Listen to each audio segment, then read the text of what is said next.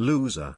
Meghan and Harry have cold water in face as fail flat to join the most upper echelons of US. Meghan Markle and Prince Harry are struggling in their bid to become power players after quitting royal duties, a commentator has claimed. The Duke and Duchess of Sussex are living in California after stepping back as working royals in March 2020. But almost 2 years on, royal commentator Daniela Elser claimed the pair still seem to be struggling to gain traction as the leaders they seemed so keen to be. After announcing their Megxit decision, Ms. Elser said it was thought Harry and Meghan would join the most upper echelons of the US glitterati. Writing for news.com.au, she said, like pretty much every assumption that the world held during those first few febrile months of 2020, nothing has quite panned out the way that anyone thought, including the Sussexes' post-palace careers. As we are poised to begin 2022, Harry and especially Meghan are increasingly polarizing figures who have failed to build the sort of broad support base that many, including myself, expected them to. Ms. Elser pointed to the couple's controversial Oprah Winfrey interview and Harry's upcoming tell-all memoir. She also referred to the pair appearing on the cover of Time magazine in September and their trip to the Big Apple that month. And Ms. Elser highlighted Meghan recently contacting US politicians to lobby for paid parental leave. The royal commentator said, having spent the last couple of months trying to push for paid parental leave, there does not appear to be anything even vaguely resembling a groundswell of support behind the Duchess.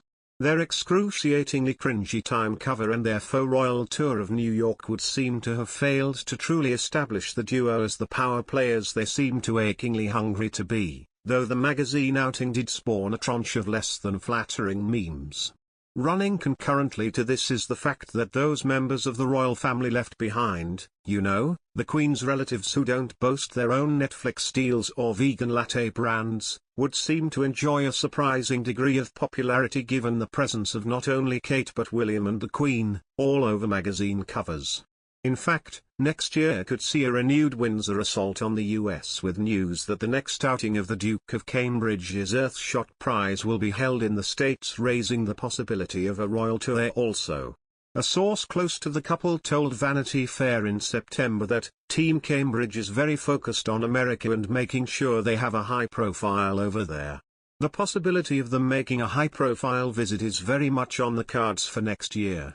Beyond that, the sustained public interest in the Windsor's stateside would seem to suggest that the American people have not wholesale bought the Sussexes' version of events. The fact that People has slapped Kate on the cover, something they would not do if she would not sell well, points to the Duchess still occupying a relatively positive place in American hearts and minds. None of this augurs particularly well for Harry and Meghan.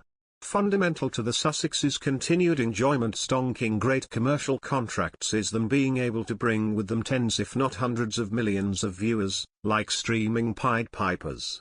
But what remains to be seen is, can they deliver on this?